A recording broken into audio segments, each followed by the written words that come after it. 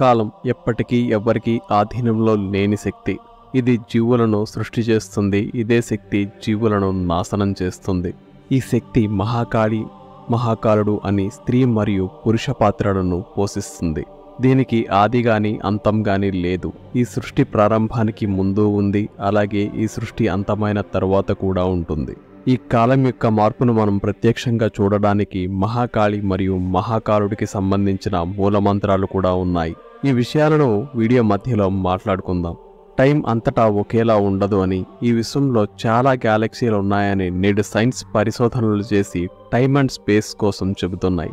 కానీ వేల సంవత్సరాల క్రితమే వేదాలు, పురాణాల రూపంలో ఈ విశ్వానికి సంబంధించిన అనేక విషయాలు చర్చింపబడ్డాయి. ఈ వీడియోలో మహాకాళి, మహాకాలుడు ఈ సృష్టిని ఎలా సృష్టిస్తారు, ఎలా నాశనం చేస్తారు, దాని నుండి మనం ఏం నేర్చుకోవాలి అనే విషయాలు చెప్పబడ్డాయి. మహాకాళి అంటే కాలం, కాలానికి అధిదేవత. ఈమె ఆధీనంలోనే ప్రకృతిలో మార్పులు వస్తాయి. జనన మరణాలు మరియు అనేకమైన మార్పులు చోటు చేసుకుంటాయి. ఈమె శివుడికి భార్య అంటారు. వీళ్ళిద్దరూ కలిస్తే సృష్టి జరుగుతుంది అంటారు. ఇక్కడ మనం వీటిని ఫిజికల్ ఫామ్లో చూస్తే మన ఆలోచనలు అక్కడే ఆగిపోతాయి. దీనిని నెక్స్ట్ లెవెల్లో ఆలోచించాలి. దీని వెనుక తత్వాన్ని మనం అర్థం చేసుకోవాలి. శివ అంటే శూన్యం, స్పేస్, ఏమీ ఉండదు. కానీ దాని నుండే అన్నీ పుడతాయి, దానిలోనే అన్నీ కలిసిపోతాయి. ఉదాహరణకు మీరు ఒక ఖాళీ సీసాని తీసుకుని దాని మూత బిగించి ఎక్కడో పారేస్తే కొన్ని నెలలు లేదా కొన్ని సంవత్సరాల తర్వాత అందులో ఏదో ఒక రకమైన సూక్ష్మజీవులు పుడతాయి. అంటే కాలం గడిచే కొద్దీ అందులో ఏదో ఒకటి పుడుతుంది, అలాగే నాశనమైపోతుంది. ఈ సృష్టిలో మనం కూడా కాలం ఆధీనంలో ఉన్నాం. అది మనలాంటి వాళ్ళను పుట్టిస్తుంది, అలాగే తనలో కలిపేసుకుంటుంది. ఈ కాలం ఎప్పుడు ఎక్కడా ఒకేలా ఉండదు. ఇదొక మాయ. ఈ విశ్వంలో అనేకమైన బ్రహ్మాండాలున్నాయి. అందులో మనం హిరణ్మయ అండంలో వైవస్వర మన్వంతరంలో ఉన్నాం. ఒక్కో అండంలో కాలం ఒక్కోలా ఉంటుంది. చీమకు 10 రోజులు కొన్ని వేల సంవత్సరాలుగా ఉంటుంది. కుక్కకి 5 సంవత్సరాలు చాలా సంవత్సరాల్లా అనిపిస్తుంది. మనకి 100 సంవత్సరాలు చాలా ఎక్కువగా అనిపిస్తుంది.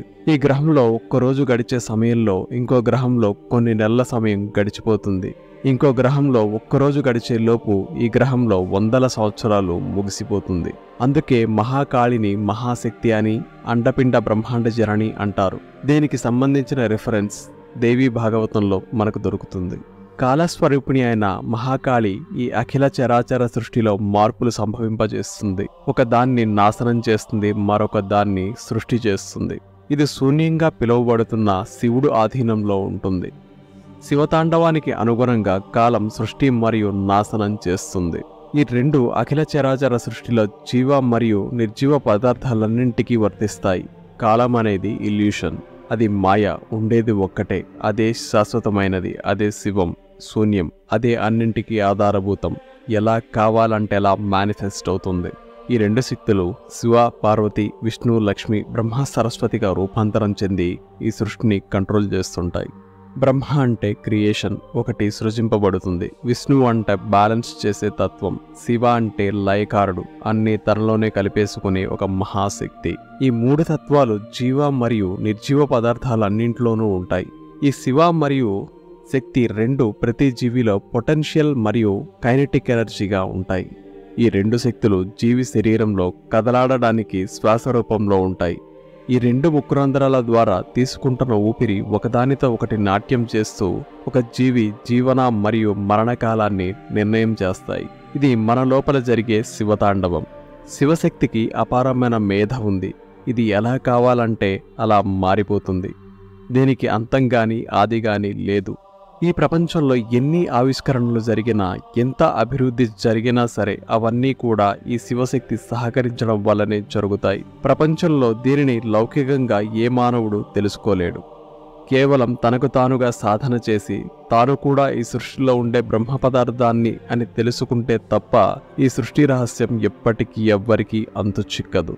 ఇదే విషయాన్ని భగవద్గీతలో శ్రీకృష్ణ భగవానుడు విశ్వరూప దర్శనంలో అర్జునుడికి చెప్పారు. నేను మహాకాలుడను, నేను పరబ్రహ్మను, నేనే సృష్టిని, నేను లేనిదంటూ ఈ సమస్త లోకాల్లో ఏదీ లేదు, అన్నింటిలోనూ ఉండేది నేనే. అర్జునుడు నేనే, అలాగే దుర్యోధనుడిని కూడా నేనే. అంతా నా అనుమతితోనే జరుగుతుందని చెప్పారు. ఈ విశ్వరూప దర్శనంలో సృష్టి ఎలా చేయబడుతుంది, మళ్ళీ ఎలా నాశనం చేయబడుతుంది అనే విషయాలు అర్జునుడికి భగవాన్ చూపించారు. ఉండేది ఆత్మ, అదే శూన్యం, అదే శివం. పంచభూతాలలో ఏ ఒక్కటి ద్వారా గాని ఇది ప్రభావితం కాదు. ఇదే సూపర్ కాన్షియస్నెస్.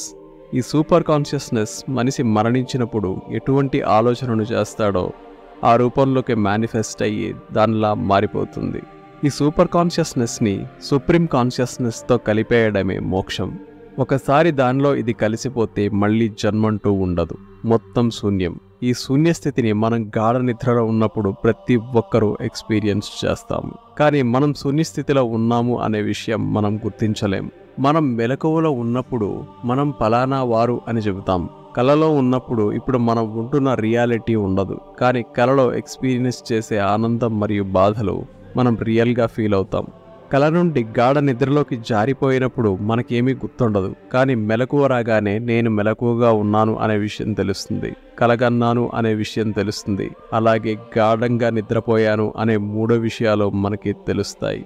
ఈ 3 స్థితులను గుర్తుపెట్టుకున్నది ఎవరు, అది మనకి ఎలా తెలుస్తుంది అని ఎప్పుడైనా ఆలోచన చేశారా? మనల్ని అనంత విశ్వాన్ని ఏ శక్తి అయితే నడిపిస్తుందో అది సాక్షిగా అన్నింటినీ గమనిస్తుంది. దాని సహాయంతోనే మనం కలగన్నాము, గాఢ నిద్రలో ఉన్నాము, మేల్కొన్నాము అనే విషయాలు తెలుస్తాయి. ఎవరైతే తీవ్రమైన సాధన చేస్తారో అటువంటి వారు నిద్రలో కూడా ఈ స్థితిని గుర్తించగలుగుతారు. ఈ టైమ్ అండ్ స్పేస్ని అర్థం చేసుకోవడానికి మనకు మంత్రశాస్త్రాలు, యోగశాస్త్రాలు ఉన్నాయి. వీటిని మనం లౌకికంగా ఎప్పటికీ తెలుసుకోలేం. కేవలం అభ్యాస వైరాగ్యాలు అలవాటు చేసుకుని శరీరంలో ఉండే ప్రాణాపాన వాయువులను సమానం చేసి మనస్సును నిగ్రహించగలిగితే ఈ రహస్యం మనకు అనుభవంలోకి వస్తుంది. దీనిని మనం యోగశాస్త్రం ద్వారా పొందవచ్చు. టైమ్ అండ్ స్పేస్ చేసే ప్రయాణం ఒక కాస్మిక్ డాన్స్. ఇది మనల్ని కూడా ఆనందంగా ఉంచాలి అనుకుంటుంది. ఉండేదంతా నేనే, నువ్వు నేను ఒక్కటే అని చెబుతుంది. అందుకే టైమ్ అండ్ స్పేస్ అనేక రూపాలు ధరించి వేదాలు, పురాణాలు, దేవీ నవరాత్రులు, తత్వశాస్త్రాల రూపంలో మనం ఎలా జీవించాలి, మనం దేనిని తెలుసుకోవాలి, మన ఫైనల్ అవుట్పుట్ ఏది అనే విషయాలను బోధ చేస్తుంది. మీరు ఏ మంత్రం తీసుకున్నా దాని శబ్దం నుండి వచ్చే వైబ్రేషన్ ఒక రూపాన్ని సృష్టి చేస్తుంది. ఆ రూపం మంత్రదేవతగా పరిగణించబడుతుంది. మళ్ళీ ఆ మంత్రదేవతకు కొన్ని లక్షణాలుంటాయి. ఆ మంత్రం ఎందుకు ఉద్భవించిందో దాని ఫలితం ఆ దేవత ద్వారా మనం పొందవచ్చు. తీసుకున్న మంత్రం అక్షర లక్షల జపం చేసినప్పుడు ఆ శక్తి మన శరీరంలో పుడుతుంది. ఎందుకంటే సృష్టికి ఆధారభూతమైన శివశక్తి మన శరీరంలోనే ఉంది కాబట్టి. ఈ శివశక్తి లేదా టైమ్ అండ్ స్పేస్ ద్వారా మనం ఏదైనా చేయవచ్చు. కానీ ఏదైనా సరే దాని ఆధీనంలోనే ఉంటుంది అనే విషయాన్ని మర్చిపోకూడదు. ఒక దానిని సృష్టించే అనుకూల మంత్రం ఏదైతే ఉందో ఆ సృష్టిని నాశనం చేసే ప్రతికూలమైన మంత్రం కూడా ఉంది. ఈ మంత్రాలు సిద్ధించడం కూడా టైమ్ అండ్ స్పేస్ మీదనే ఆధారపడి ఉంటాయి.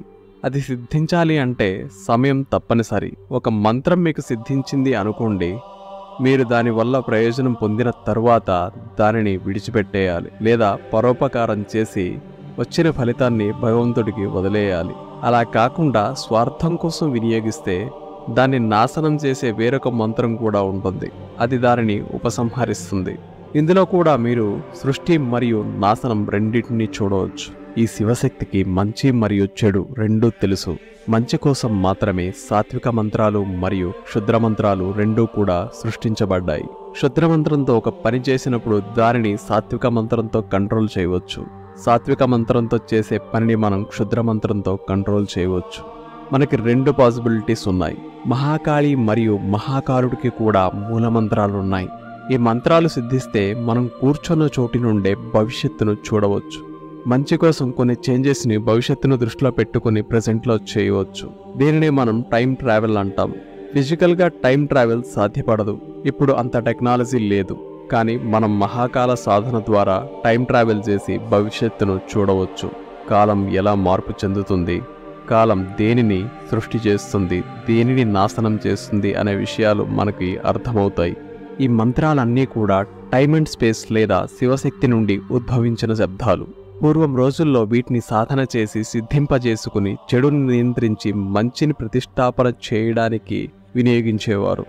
కానీ కొందరు స్వార్థ ప్రయోజనం కోసం ఈ మంత్రాలు వినియోగించడం జరిగింది. అందుకే గురువులు మోస్ట్ పవర్ఫుల్ మంత్రాలను ఎవ్వరికీ చెప్పరు. ఎవరి ద్వారా అయితే ఈ సృష్టిలో ఒక కార్యం జరగాల్సి ఉంటుందో అటువంటి వారికి మాత్రమే ఈ మంత్రాలను ఇస్తారు. ప్రతి పురాణం, ప్రతి ఇతిహాసం ఏదో ఒక తత్వజ్ఞానాన్ని మనకు అందిస్తుంది. కానీ నేడు మనం దానిని అర్థం చేసుకోకుండా హంగులు ఆర్భాటాలకు పోయి దాని మూలాన్ని అర్థం చేసుకోలేకపోతున్నాం. ఒక మంత్రాన్ని మంచి కోసం వినియోగిస్తే మంచి జరుగుతుంది, చెడు కోసం వినియోగిస్తే చెడు జరుగుతుంది. మంచి చెడులు ఉన్నవి. ఒక దాన్ని తీసి మరొక దాన్ని ప్రతిష్ఠ చేయడానికే, అంటే నెగిటివిటీని తీసి పాజిటివిటీని ఉంచడానికి. సర్వే జనా సుఖినో భవంతు.